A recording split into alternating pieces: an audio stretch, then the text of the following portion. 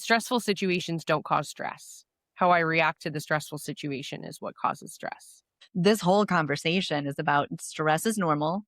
You're never going to live a life free of stress. Self-care is effective when it comes to dealing with stress and when it comes to dealing with all the hard, lifey stuff that life throws at us. None of us are so in control of our stress levels and our inner worlds that we never experience stress. Self-care. It's like a girly thing, isn't it? What the hell do I need that for? Maybe it's what do I do to take care of myself? Right. And self-care being the term used, it always had a girly connotation for me. So as soon as it gets a girly connotation, I immediately went to, this isn't something I do because it's something they do. Do something healthy about it. And so I don't blow up. I don't carry resentment, which brought on stress. I don't act out of spite. So self-care is not just all bubble baths and sleeping in on Saturdays. It's going to be pushing through some of the deeper issues. Welcome to No Alcohol Needed, the podcast. You are hanging out at the intersection of emotional wellness, personal growth, and living an alcohol-free life. Here we share everything we've learned and continue to learn about how to be happy, no alcohol needed. Hello and welcome everybody to No Alcohol Needed. We are so happy that you're here hanging out with us today, talking about how to be happy, no alcohol needed. We are here with Janice and Amber today, and I want to remind you guys, as you meet some of the people that are here on our new team, make sure you visit the website. You go to noalcoholneeded.net, and you can click on Meet the Voices of No Alcohol Needed. And you can get to know these ladies. You can find links to their websites and social media and all the cool stuff they're doing in the recovery and emotional wellness space. So make sure you check that out, get to know them. We are going to dig into dealing with stress today, which is something everybody could probably use a little bit of advice and information on. Before we jump into that, I do want to just mention this is our second month headed into No Alcohol Needed. For those of you who are just joining us or who maybe, jump in every once in a while, I just want to make sure everybody knows we did rebrand. We used to be Through the Glass Recovery, and starting in January of 2026, we've rebranded to No Alcohol Needed. So if it seems like we bounce back and forth, or if you're all over the place checking out episodes, I just want to let everybody know what's going on there. And for those of you that are watching on YouTube, make sure as you listen today that you jump in the comments and tell us your thoughts or ask us your questions. Steve and I are there every day answering questions, talking to everybody in there. It's actually us. It's not AI. We don't have anybody working for us. It's just me and Steve hanging out with y'all. So jump into the comments. Let's hang out. Let's talk about the stuff that we talk about today. And we'd love to hear your thoughts. So with that said, Janice, Amber, thank you ladies so much for hanging out today. Good to have you. So we talk about self-care like it's this kind of nice to have thing that we might enjoy if and when all of the important stuff gets finished in our lives. And then when we talk about using self-care to help manage stress or overwhelm or other emotions, most people just kind of roll their eyes at us and tell us it doesn't work. I've tried it. It just self-care doesn't work for me, right? I think we have probably all heard that. So, but those of us who are sitting here, we know from experience that self-care is effective when it comes to dealing with stress and when it comes to dealing with all the hard, lifey stuff that life throws at us.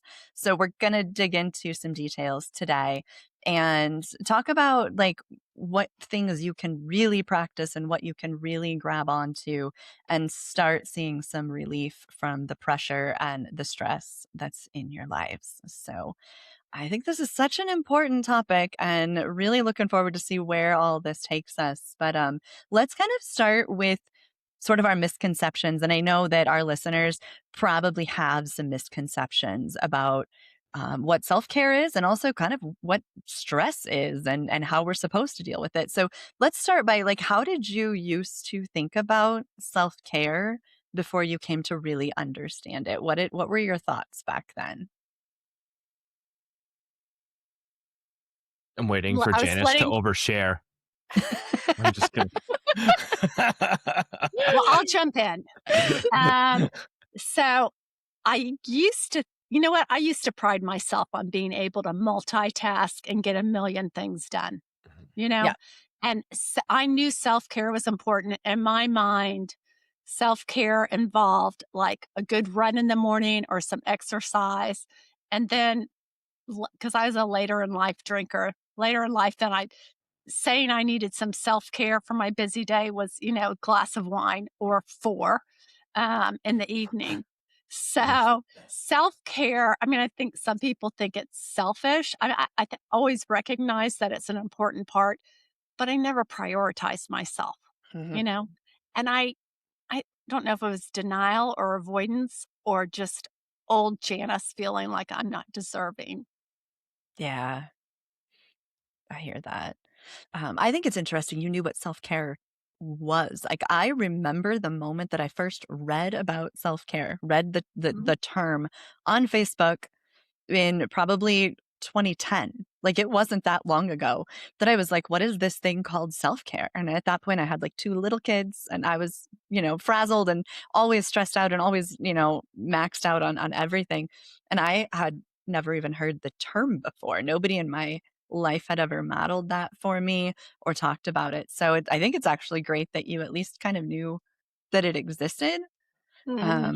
I so once I kind of like heard the term, I thought it was a luxury. I thought self-care was a luxury, and it's something you only get if you've deserved it and if you've earned it and if you've done everything else. And somehow in my head, I always thought self-care was bubble baths and candles.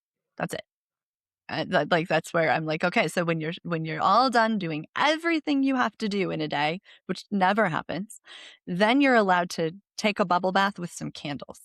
And that Yeah. was basically what I thought self-care was for the majority of my life.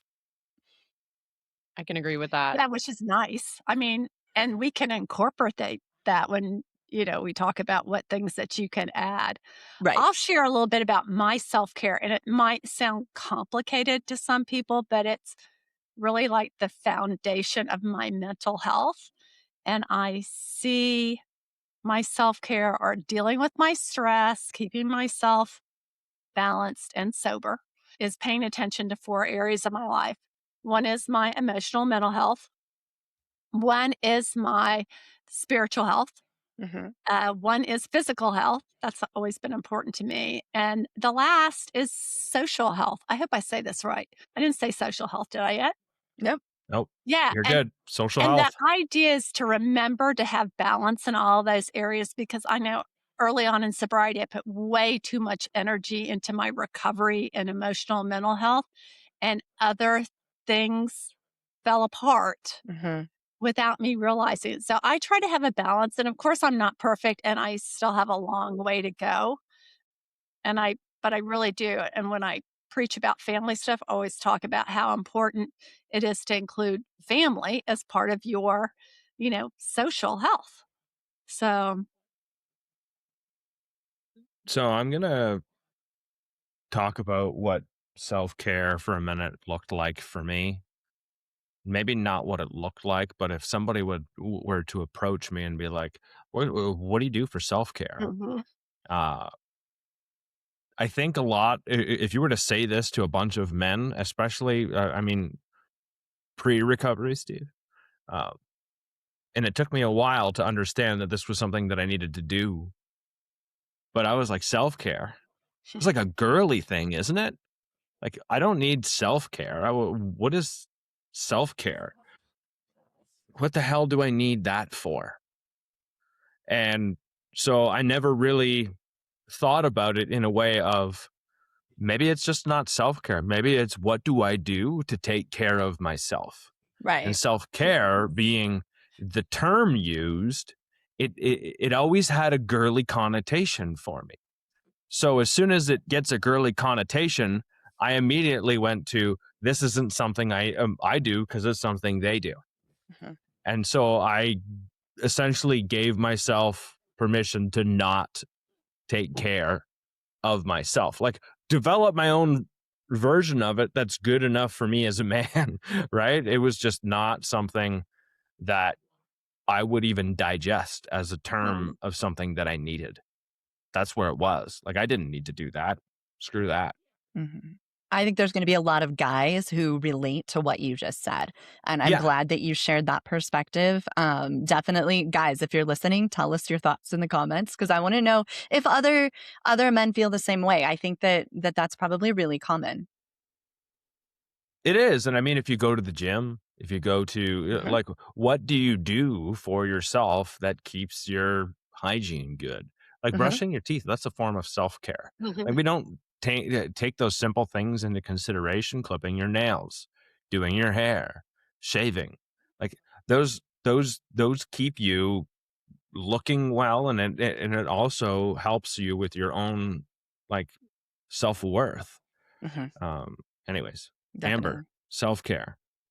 Yeah, I agree with Julie. Like self-care for me was pampering, right? So it was like going to get my nails done or, taking a bath with candles or like Janice said, like I'm gonna self-care this weekend, which really meant like I'm gonna isolate but drink by myself all weekend and binge watch a bunch of shows and, numb out. But that was my idea of like self-care.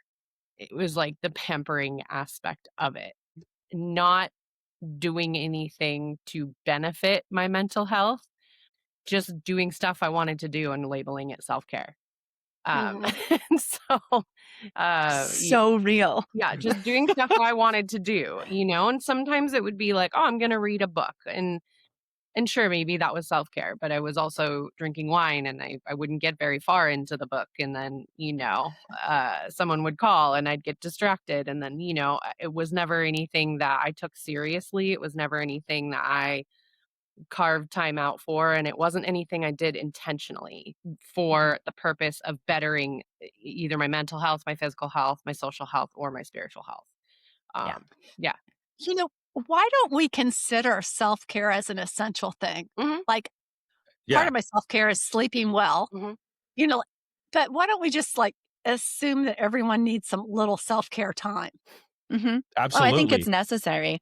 I tell clients all the time, I'm like, I know you have a to do list today. Like, you need to pick up the kids and you need to do the laundry and you need to cook the dinner and you need to run the errands.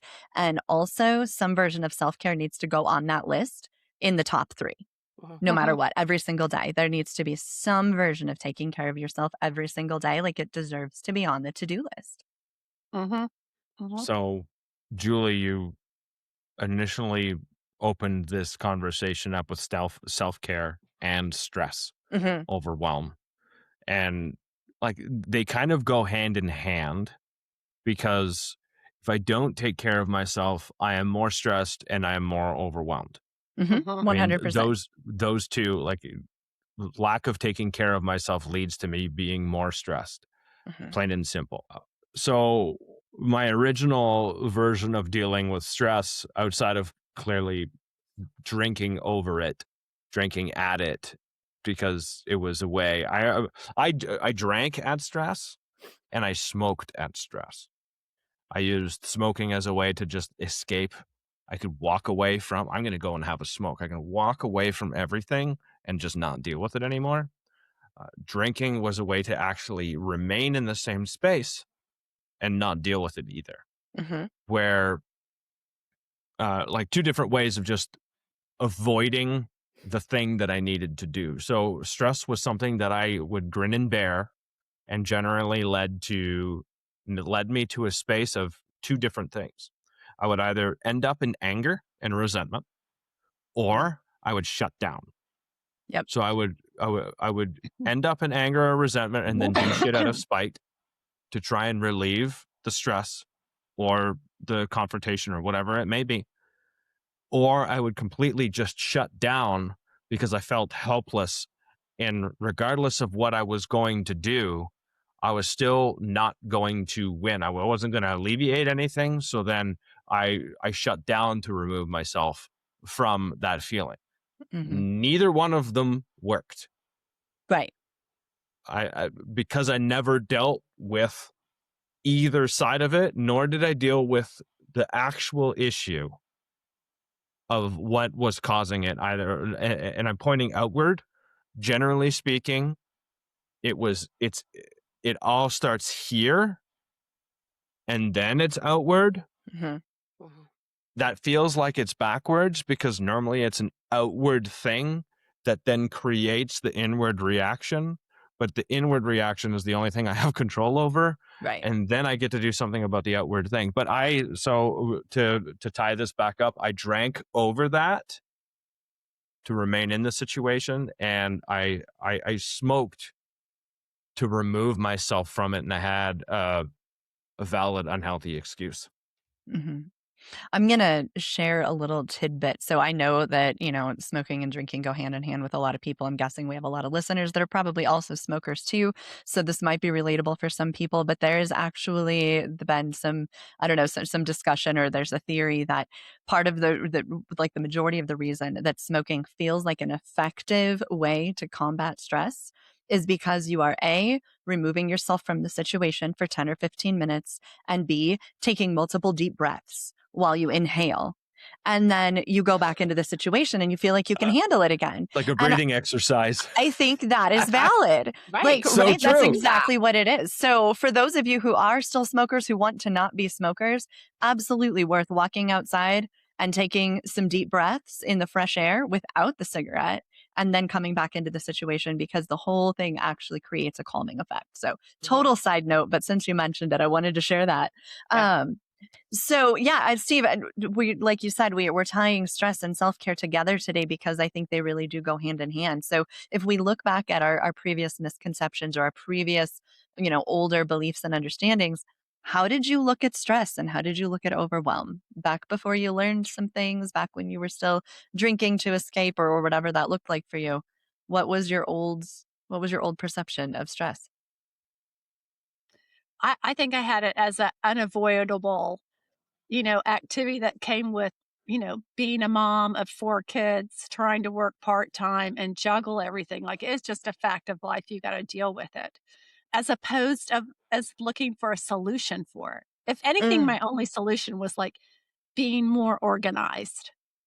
And I think back, one quick solution might have been back then is just to learn to say no to people, yeah. you know?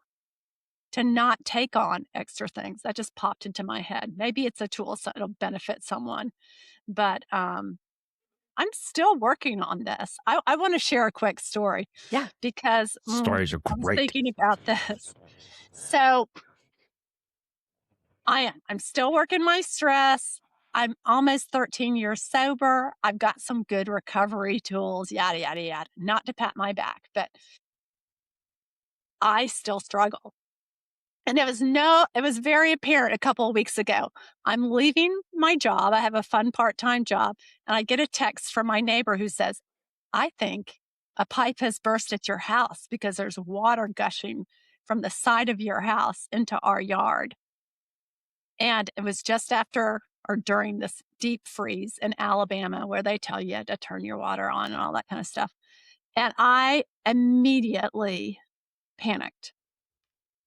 I mean, I slipped back into the old, "Oh my god, the world's falling apart." I mean, the old patterns, because I don't know. Those are ingrained from Mhm. childhood. My family was the cup is half empty. So, and now here's the thing. So I was like, "Okay, wait, you're at work, you're headed home. No sense in worrying." Bottom line is I tried every like little talking tool I could to myself. I got to the house, and because I've had plumbing issues before, I was able to turn off my water, call the plumber, and, he's like, "I can't get there for a couple hours." And I was like, "I'm feeling all this adrenaline. I'm crazy. Self-talk's not gonna help." So what I did next was, like, go into action. Thankfully, the water was coming from the side of the house. It's coming up from the ground, kinda like that old Beverly Hills Billy show, Bubbling Gold. So Yep. it's coming up from the ground, and I decided to dig it up and see while I'm waiting for the plumber. I'm like, I can't make it worse. And sure enough, it was my sprinkler system that was broken. Phew, not so bad. Make a long story short, plumber gets there. He can't repair it. So we have to go without water overnight. It's okay. But he repairs it the next day. It's not a big problem.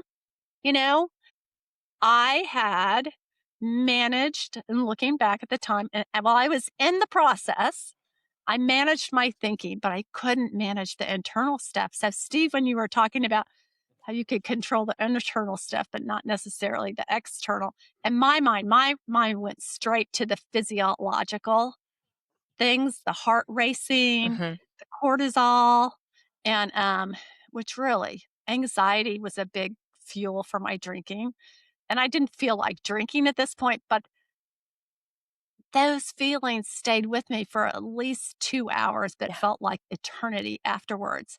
I couldn't release the feelings, even after I knew it was going to be okay. It was not going to be a huge bill. You know what I mean? So, Mhm. 2 points with this. One, there's those physiological responses we have to pay attention to. It's kind of a warning, it's a sign. And then what I'm doing with this is that I think part of that reason why I couldn't turn the response off is because it's triggering old stuff, Mhm. old trauma. And I'm not saying we need to get analytical about it all. And it may seem odd, but I do. I think it triggers old issues of being abandoned, helpless. No one's going to come to my rescue. Little stuff from my childhood. And so at the time, I sat down and journaled and wrote about it, felt better, took it to therapy the next week. These are all things I do for self care. And I was kind of embarrassed, but they affirmed me. They're like, it's okay. It's okay. And we talked, my therapist and I talked about doing some EMDR to look at the deeper issues. This is a long way to get to the point. The point is, I think for me, the next step in self care is going to include doing some work, some mental health work. So self care is not just all bubble baths Mhm. and sleeping in on Saturdays. For me, it's going to be pushing through some of the deeper issues, which in the long run will help me. Mhm. Mhm. So Oh, those yeah. basic tools help me get through the situation and not fall apart and yell at the plumber or call my ex-husband and blame him, or curse out the sprinkler system man who, sorry, I can get carried away. Or not build resentments, Mhm, mhm. Yeah. So that's I'm jumping ahead in what we're gonna do in the future about self-care. But this story is a good example of how I'm still struggling. I did some things right.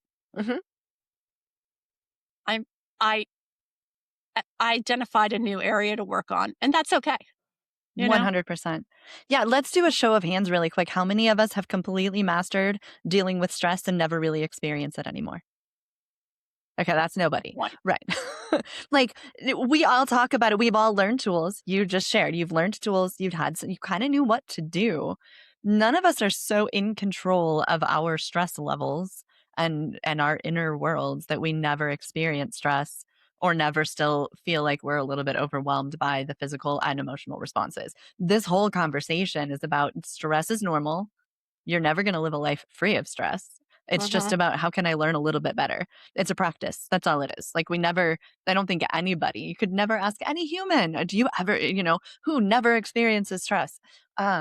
We all do. We're just Mhm. practicing learning ways to handle it. So thank you for sharing that. And I hope too that normalizes it, right? You can be sober for years and years and you can be a professional in the mental health field and still need to learn more about yourself and about your tools and practice using them. So this isn't about perfection, it's about learning. Mhm. Mhm. Yeah. Mhm. What about you, Yeah. Amber? How did you used to look at stress and all of that? Um, Gosh, yeah, and I was gonna say, like, real quick to the tail end of that, like, yeah, sobriety doesn't remove stress. It doesn't remove the experience of being human. It doesn't, but when you're drinking, you're not actually managing anything. You're just reacting to situations, and then there's no conscious like sit down like like what okay, what does this mean? What do I need to work on? Where do I need to go from here, right? You're just putting fires out like for me anyways, you're just putting fires out left and right. So the stress is always going to be there. The human experience is always going to be there. Living life is going to come with its stresses. And so alcohol doesn't remove that. It doesn't make it this like, oh, life is so great and I have no stress. it makes it so that, okay, here's a challenge. This is the challenge. What am I going to do about it? And what can I do to set myself up if something like this similar happens in the future or whatever? So, but yeah, like stress for me, I would say it just was everybody else's fault. I just like I lived my life in this victim bubble of, Jesus, just like, oh, can't this person this? And, oh, this person did that. And, oh, I can't believe this is happening. Or, you're driving to work and you're late and then everybody's, what on the road. It's like everybody else's fault. Just literally like the world is out to get you and everything, everybody, it's so ego centered where it's like everything everybody is doing is intentionally to make your life more difficult. And if everybody else could just get their shit together, then life would be so much So easier. true. Right. Oh God. Like that's how I thought. It was like, if everybody else God. could just get their shit together, my life would be so much easier. Even relationships. Like if this person could just do what I'm telling them to do, like things would be so much easier. If everyone else could get their shit together, I wouldn't have to get my own shit together. Right. Right. And of course, back then I didn't have a concept of self at all. I didn't have a concept of self. It was everybody else and everything else and self. I didn't have that. I didn't identify with a self. I just floated through the world constantly reacting and then reacting to the chain reactions from reacting to the initial stimuli. And it just was the cycle, this Ferris wheel, constant, whatever. So yeah, stress. And then I managed it by drinking. It was like, oh, can't wait to have that, get out of work and have that drink. And even after I quit drinking, it was marijuana for like the first 2 years of my sobriety from alcohol. I was still using, edibles and stuff. Again, that same like, oh, can't wait to just go home and take a gummy and watch my favorite show and relax because I deserve it. Because this whole day, everybody else has been this and work is this. And yeah, it was like this reward for living or this reward for dealing with other people's crap. That's how I manage stress. I have to say, I replaced alcohol with sugar. Oh, yeah. That's super common. Yeah. That's still. Yeah. I did that for like the first year and a half. Oh, yeah. Or is it Solid. only, I think you're under. Was it 2 years? Yeah.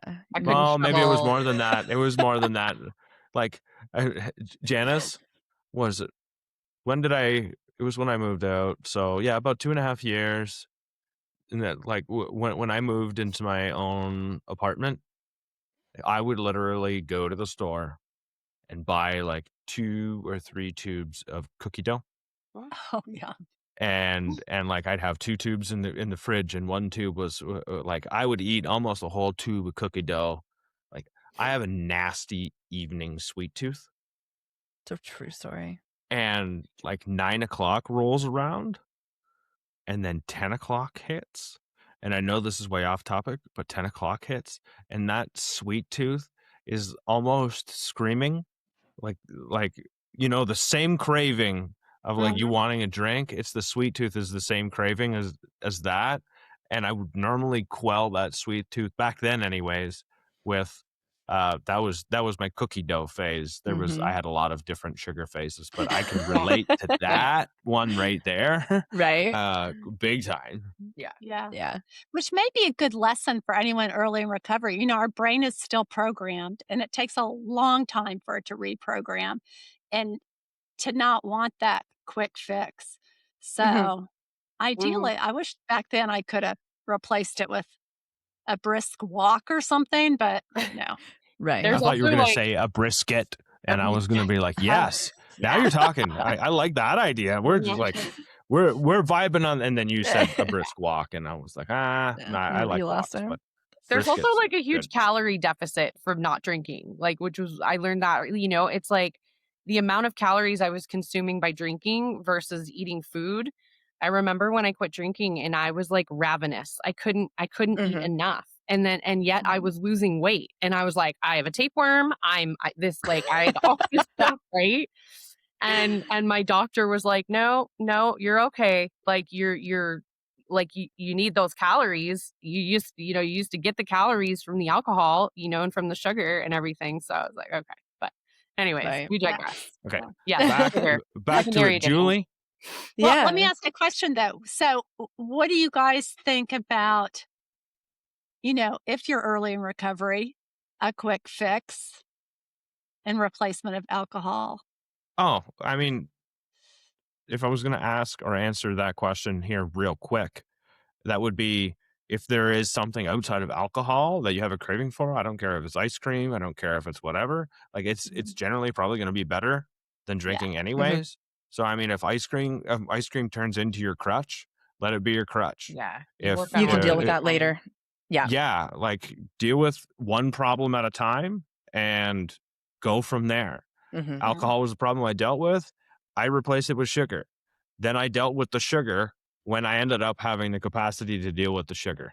Yeah. Mm-hmm. Yeah, for sure. I think Yeah. I definitely echo that, and I share that with clients too. Like whatever it takes, that's fine. For right now, when you're getting through those early days, whatever it takes is exactly what you need to do.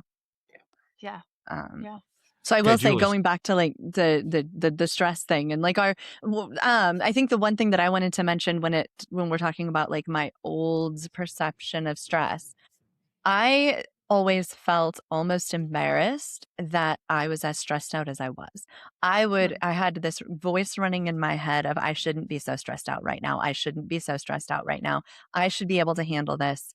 I felt like everybody else that I was looking at, that the most stressful time in my life was probably, pre where I'm at right now, probably, but it was when my kids were little. It was exhausting, right? And any mother out there can tell you that when your kids are under the age of 12, it's exhausting and it's very stressful. And I felt like that's all I was doing. And I looked around at all the other moms that my kids, they had little play groups and stuff. And I'm like, why can all these other moms handle this stress so well? And I'm over here like failing and drowning. So then I would just shame myself for all the stress that I was feeling. And that made it even worse. And then I watched my husband, who really keeps everything internalized and doesn't express much at all. And he could deal with anything stressful and it never seemed to faze him. So I took that as, I'm handling this really poorly. I'm a failure for not being able to just accept what life is throwing at me and not react to it at all. So that was my old way of looking at stress. And I didn't drink when my kids were little, Janice. I'm like you. I started a little bit later. So I was just trying to keep it all inside and never let anybody see how stressed I was. I wasn't dealing with it. I just also wasn't drinking at it at that point. That came later for me. Mhm. But That's very yeah, powerful. That's a great share. I think we all have different ways of looking at it. And I think it's important to recognize that too. As soon as I like looked at that and realized, oh, and anytime we feel shame about an emotion, anytime we tell ourselves, I shouldn't feel this way, Mhm. we are going, our brain will magnify that emotion and make it Mm-hmm. so much more intense. So when I Mhm. was telling myself I shouldn't feel stressed, my brain just instantly intensified the feeling of stress, brought me closer to the state of overwhelm because I wouldn't accept where I was and what I was feeling. I just wanted to ignore it. Mm-hmm. So if we look at kind of moving into things we've learned, and I know we've touched on a lot of this already, but there's all kinds of different types of self-care. We've talked about the bubble baths and the candles, and Janice, you've mentioned some different areas of self-care. I would love to hear some examples of things you guys actually do, all different types of self-care that you incorporate, and also kind of how those different types of self-care affect you differently. And I'll give a little bit of an example for me. I know that when I look at self care, when I look at and Janice talked about the physiological response to things. And I think Steve mentioned this too, actually. There are times that I respond to something in a heightened, we call it like hyper-arousal, heightened physiological state, heart racing. I'm sweating. I'm like almost like, I can feel the blood pounding in my temples and that really like, jittery, shaky feeling. When I hit that kind of a point, I need to go for a run. I need to do something Mhm. super active. But then there's also the response to stress or the response to emotions like Steve talked about where it's shutdown. And it's like everything there's just nothing left and I can barely get off of the couch. And when I experience that response, then I need to do something that kind of lifts me back up and, gives me some, maybe I need to read, maybe I need to call a friend, maybe I need to do something to bring some version of energy into my life. And we're all different. What energizes me might not energize you. Mhm. But I know that, for me, if I'm in the hypo-arousal state, if I'm really down and depressed and withdrawn, I need to bring in a type of self-care that's going to lift me up. So the type of self-care we choose really depends on what we're experiencing. So with that in mind, I would love to hear kind of what that brings up for you guys. Well, I've really been practicing all the deep breathing and somatic stuff and learning more about the as I sit up straighter to get the breath in. That's part of what I'm learning to do now, to deal with the physiological stuff. And then, um, but some other, I also respond in taking care of myself physically. I was an athlete growing up. And one of the things that I do is backpacking, hiking, pushing myself physically. I I don't know why. I like that kind of challenge and it empowers me like, okay, I just conquered that hill. So I want to call it a mountain, but most people call it a hill.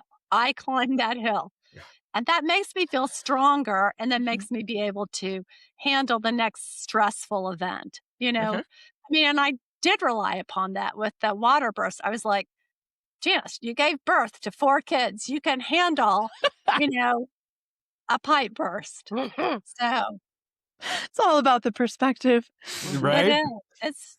Yeah. For real. We need to, at some point, have a whole podcast episode just on backpacking and hiking and the benefits that it has, because I know Steve and I are also long distance backpackers, and I think it would be great. But that aside, yeah, Amber, what thoughts I'm come up working for you when we talk about I'm types working of, on it, yeah, and like, Amber's I'm gonna work on working it.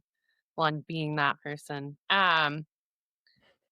Gosh, yeah, I don't know. I feel like now so there's this, we focus on being present. And I also have found like there's a balance of, for me, it's been zooming out. And maybe that's being present, but it's like sometimes I shame myself, like I'm not as far as I want to be. And then Mm. I zoom out and I realize that there's so much work.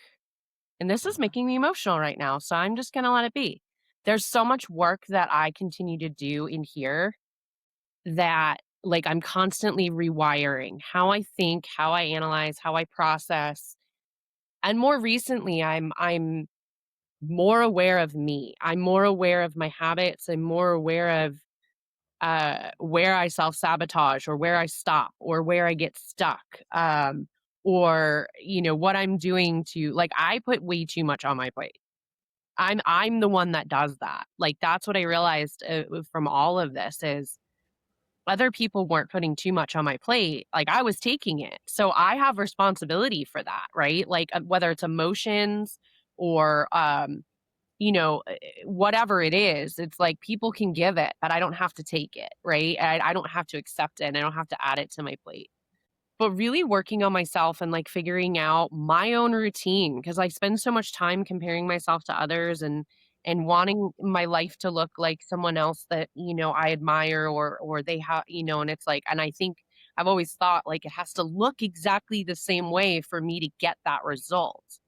And I'm Mm. realizing it doesn't. It doesn't matter how the hell it works. It's like math. Like I had a math teacher that was like, I don't really care if I want you to get to the right answer.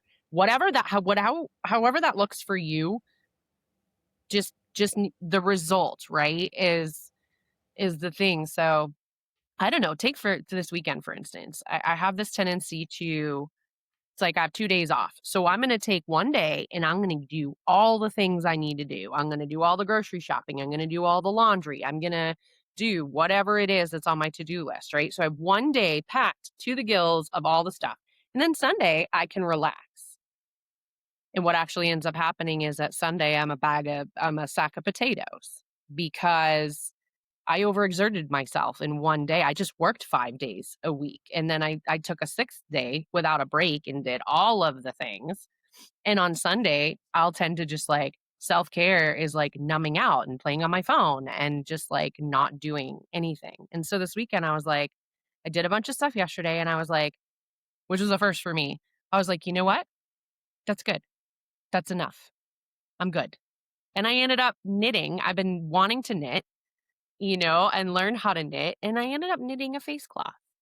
And it took me the majority of the rest of the afternoon with taking a break. But last night at whatever time I had a little square face cloth that I finished, and that felt freaking amazing. And today I went and I kind of went to the grocery store and checked some things out, and I've got laundry in. So both days to me have felt productive and relaxing. And my weekend's going by slower than it usually does because I'm sort of present and I'm taking the time to actually allow myself to be like, this is enough. That's one of the things I'm learning is like, this is enough for today. I don't need to push it any further.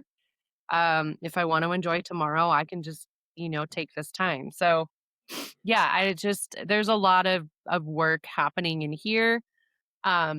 And for me, eventually it does lead to action, that's the last year of my life has been completely different than the last, 42. I get to this point where I've rewired the conversation and I've rewired the stuff, because stress for me now is stressful situations don't cause stress. How I react to the stressful situation is what causes stress. And the biggest thing that gets me through the stressful situation has come from the confidence, which is led by the evidence, right? If I look back and I look at the evidence of my life and the times that I've had stressful situations, I've survived, I've gotten through it, I've learned, whatever it is. And that is what gets me through each one, where it's like, okay, I don't know what this is going to look like. I don't know how much it's going to cost. I don't know. But I do know whatever it is, I'm capable of figuring it out. I'm capable of asking for help if I need it. And I'm capable. And so it takes that stress to a completely different place, because stress, worrying about it isn't going to change the outcome. I'm not magical. I don't have that power. If stressing about things could physically change the outcome of what's going on in the world, I mean, we'd live in a completely different world. It doesn't. And so I can control myself and I can kind of take a step back and be like, don't know what this is going to look like. It could be really bad. But if it's really bad, I'll figure it out some way, somehow. And I've got a great group of, people in my corner that can either help with guidance or whatever. So yeah, that's kind of where I'm at, is just taking that time to really grow on the inside. And sometimes it doesn't look like that to other people on the outside. And sometimes I don't even recognize it and I don't give myself credit for it. It takes other people in my life to be like, hey, don't know if you know this, but like where you were last year, not where you are this year. Like, and you're like, you got to zoom out, right? And then you're like, holy crap, you're right. So that is, it's an underappreciated version of self-care right there. Again, with let's get rid of the stereotypes of either going for a run or taking a bath.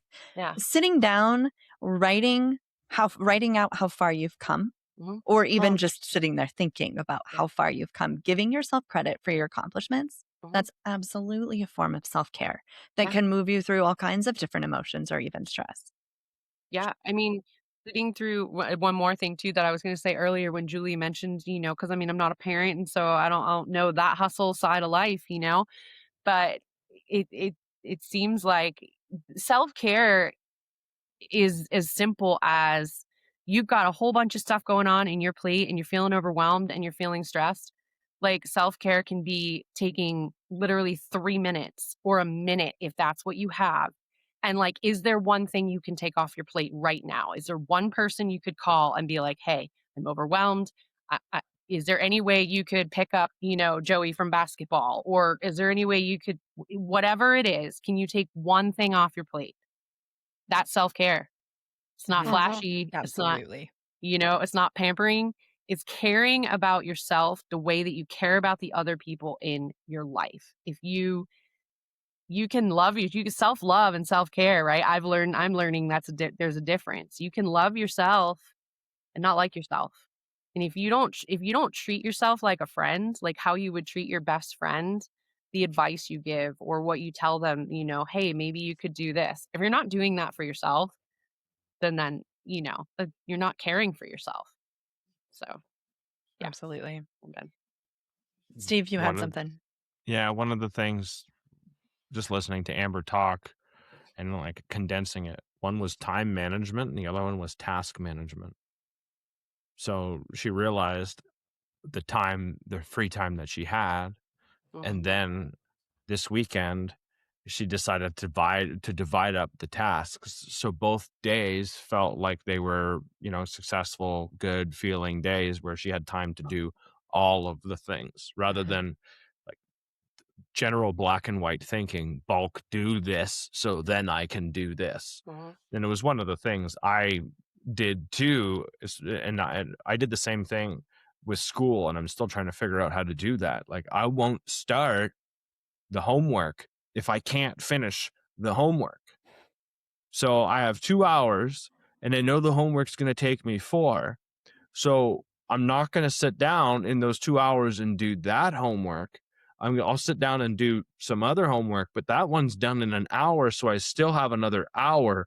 I'll piss the hour away and then do the 4 hours of homework later on. Instead of, it's like, I can't mow the whole yard, so I won't mow the front, or I'll just mow the front and not mow the back and get the back later. You know what I mean? Like, It's like it's all the or still nothing. all or nothing mentality. And I'm working my way through that now. And it's like, okay, I can get 2 hours of this homework done. And now my brain's like, you're going to get 2 hours later somewhere else. I just can't picture that yet. So like that's a form of self-care. It's a way of figuring out time management in a way that I can use my time more efficiently. And then I get to use that 2 hours later on in the week to do something that I know is also going to be good for me. I get itchy. I can feel when I need to get outside. So when I was looking at this one and trying to figure out, the forms of self-care and how they, hit differently for me, some of the things that I do use, you guys talked about bubble baths, not necessarily a bubble bath. I love a bath. It's one of the things that helps me stop, and it puts me in one place, and I will take my time. And these two ladies will admit that it's like if Steve hops in the shower, they're like, whoa, you haven't given yourself enough time yet today? Like, what's up? And it's true. It's a great place for me to stop. I can reflect. There's nothing else you're going to do, sit naked in a tub.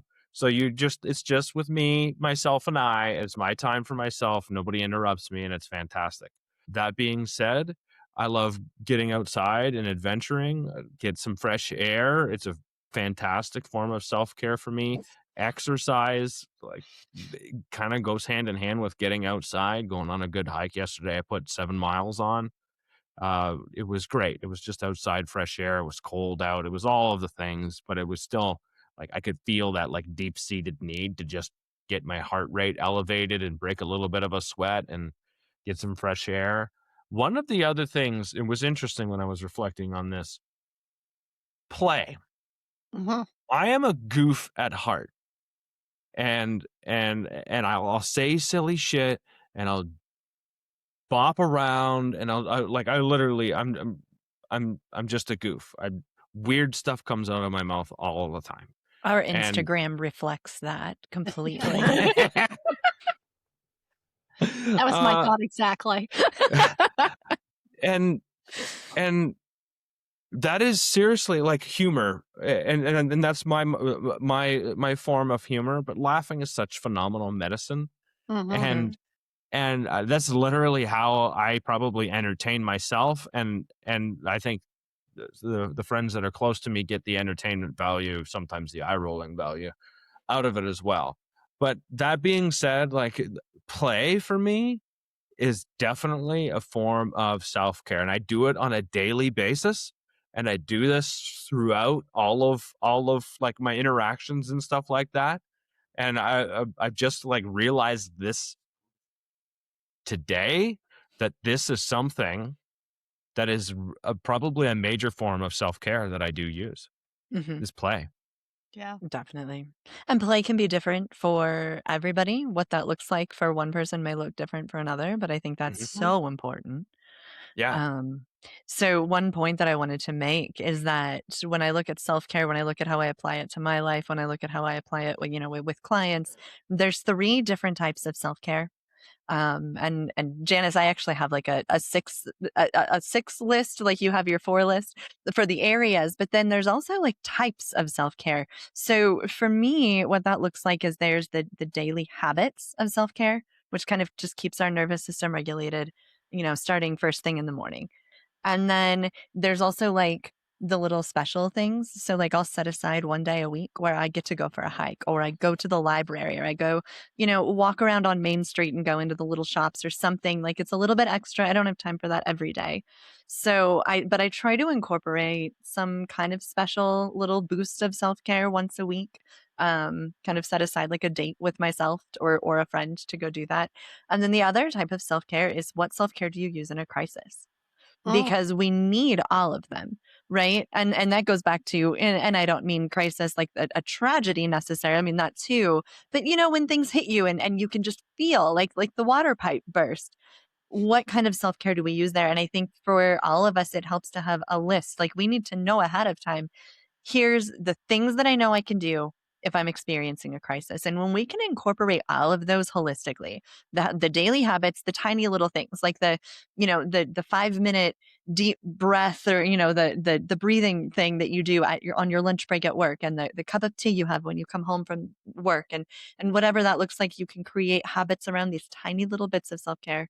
And when you can give yourself a little something special when you have the time to do it, and then when you know what you're going to turn to when crisis does hit, then you're actually using self-care in a way that is holistically going to support your emotional and mental well-being, in stress and anxiety and overwhelm, in grief, and whatever it is. And so I think that I would encourage anybody listening to make a list for yourself, that for each of those areas that you can bring into your life.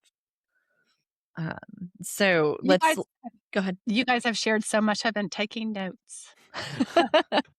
Fantastic. Good ideas, good topics.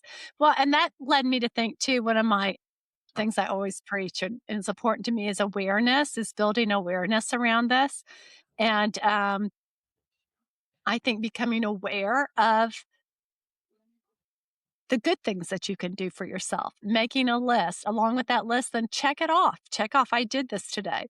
Or looking back at the end of the day going, oh, I missed out. Well, tomorrow I'm going to do 2 things, Yeah. And it can be also one of my things, well, 2 things that I love. I love sleep. Sleep's a basic self-care skill for me. But the thing that I've added in 2026 is more self-compassion, Yeah. you know? That's a self-care skill. And I don't know if any of y'all, but sometimes I struggle with cutting myself a break. I'm tougher on myself than anyone else. So, like you said about talking to yourself like you would a friend, offering the same compassion to yourself like you would a friend. Definitely. And that's going to bring everything back to, like, you can give yourself a little bit of a chance to take a deep breath and be like, okay, I'm okay. I'm enough. It's okay that it's not perfect. So I'm going to ask you guys one last question to kind of close this out really quick. But what feels the most different about your life overall now that you have some ability to handle stress differently and in a healthier way? What does that look like? Well, I'm in a lot less fear.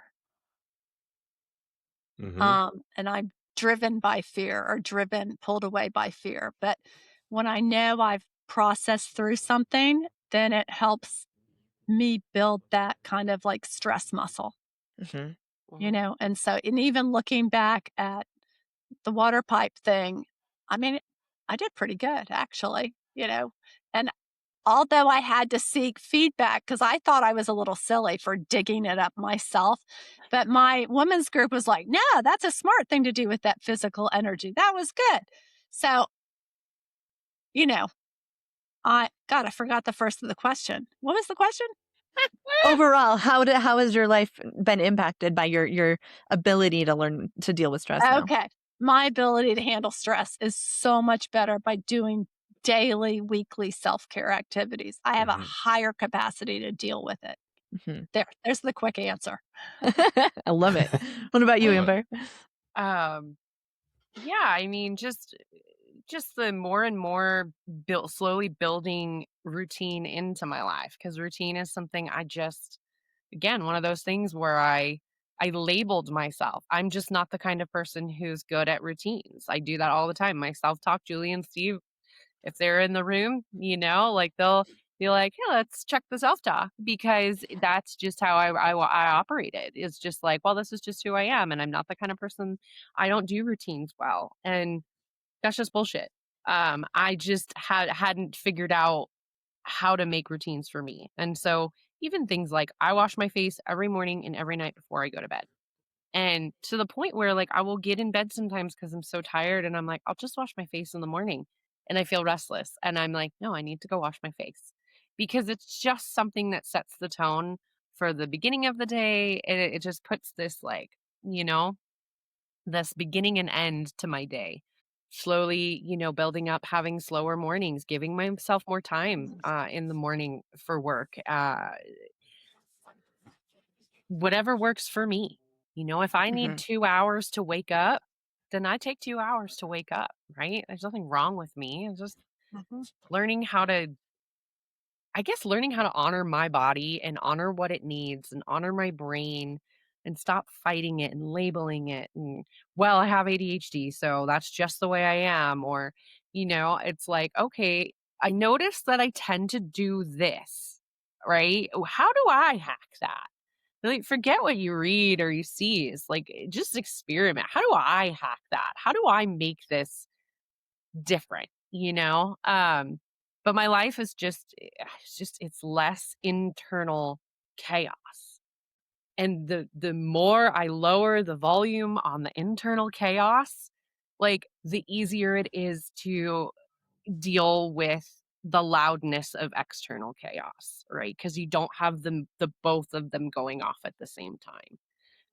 You walk out and you're just like, okay, this is the world and there's all this stuff going on, but there's less going on the inside. And so it makes everything else externally more manageable, for sure, hands down. Um, if I hadn't learned, if I hadn't learned how to lower that internal volume, I would still be dealing with the external world in the same way, and by just reacting to it. So, yeah, my life looks Right. much different now in that regard. The internal volume, way down. Mhm. So, Yeah, I can definitely resonate with that. I think for me, if I look at like the overall how have things changed or has learning to deal with stress using self-care really impacted my life. I lived in anxiety so much. And I think maybe a lot of people don't recognize how this goes together. I don't know that I recognized it until maybe like this summer, but so my anxiety was all based on, oh my God, I might have to experience stress. I might have to experience suffering. I might have to experience difficulty. If this thing happens, I'm going to be stressed out and I don't know how to deal with that stress well, so I'm going to collapse. That was basically how I lived my whole life for my entire adult life. So for me, learning how to deal with stress, especially bringing in like the regular self care, keeping my stress level lower in general, and then also being able to cope means that I experience less anxiety overall. I have more confidence in my ability to handle life. So I'm just less anxious about what might happen. And I've really learned how to trust myself. I've proven to myself over and over again, I can handle stress. I can handle difficult emotions. I can handle the things life throws at me, and I'm going to be okay. And when you do that repeatedly over and over again, it doesn't have to be pretty. It's not like I deal with stress and it looks all smooth and graceful by any means, but I can deal with it. yeah. And then I realize I can trust myself to deal with it the next time too. And that self trust is invaluable. Yeah. That self-trust is what gets me emotional. I'm still like even just saying the words, I'm already tearing up. Like I'm going to have to journal about this, right? I don't know. I think it's just like, but it's happiness. Like these aren't shame tears. Like when I say the words, like I trust myself and I trust in my ability to do things. That just like, if somebody else said that to me, I'd have this same reaction, right? I'd be like, oh, thank you so much. That is so kind of you to say. If someone else were to say like, I really trust you and I trust you to make the right decisions. And I think you're very capable of, it feels good. And you're like, thank you so much. When you say it to yourself, it's like, I don't know, it's like a big hug, right? Or it's like the words I always wanted to hear as a little girl and I didn't. And so even that is self-care, right? Like pumping yourself up or just taking a minute to be like, good job. Like, I trust you and I trust your ability to make decisions. You don't need to hear that from other people. You need to hear it from yourself. Yeah. So that's, yeah, the emotion piece of it is like internally, I just feel like someone gave me a big hug and said, great job. So That's amazing. I love that. It makes me so happy that you're at that point. yeah. It's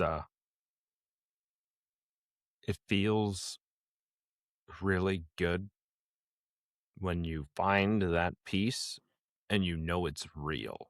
Like you believe the words that come out of your mouth, Yeah. and you almost can't believe that you've come to a point where you have self-belief. I know this because I've experienced the same thing, right? When I say I love who I am today, I'm not saying that because it sounds good and I don't want you guys to judge me. I'm saying that because I actually treat myself in a way that is self-respectful and it's all right. That is self-respectful and like, and I believe those words. And so when the first times you start saying those things about you, to you, and for you, game changer moment. Game changer moment. But you got to do that shit over and over again. Like show yourself that you believe in yourself, even when you don't, to even start recognizing that that's something that you're capable of. That being said, I don't blow up anymore. I used to carry stuff and carry stuff and carry stuff and shut up and not say anything. I never had the words to express the way I felt about things. So I could never do something healthy about it. And so I don't blow up. I don't carry resentment, which brought on stress. I don't act out of spite to try and rid myself of the resentment. Like if I can get you back, payback is a bitch. That saying comes to mind, right? If I don't get you back and hurt you just as much as you've hurt me or more, then it's the only way I can alleviate my pain or my stress. I don't do that anymore. I don't carry my emotional backpack. And this is something, a term I came up with a long time ago, that it isn't near as heavy. And so with that, I can play more. I can show up for people better. I can show up for myself better. I can talk to other people. I've got more courage to do that. And I've got more courage to just get out and live life.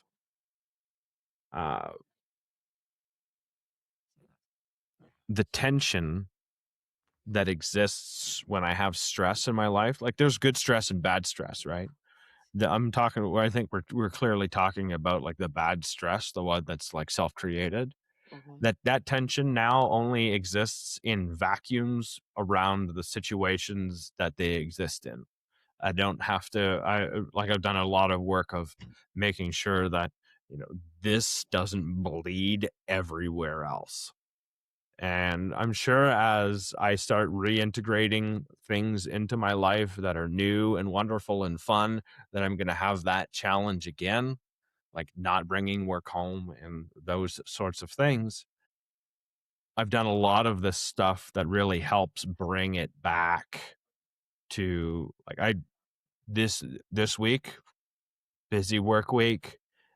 Yesterday I was like, I need to get outside and need to go for that hike. I just need some fresh air. You can feel it in here, right? And so I went out and did that, and I felt freaking great. It was great to do that. I was like 2 miles in. I was like, man, did I ever need this? And it felt good to just like reinforce that this was the thing that I wanted to do, and this was the thing that I did, and it felt good. Anyways, thank you guys so much. If you guys made it to the end, listeners, I'm talking to you guys now. If you made it to the end of this episode and you found it helpful, you have your own tips for self-care, things that you do that help you out, put them in the comments. Let other listeners know, because sharing self-care tips, everything works differently for everyone else. I like to talk about it. I like to journal. I like to do this. I get outside, mountain bike, whatever it is, write it in the comments, share with everybody else, because that is the best way to share those tips. Hit like, hit subscribe, and you'll get another episode next Monday. Thank you, Janice, and thank you, Amber, for being here. Really appreciate you guys.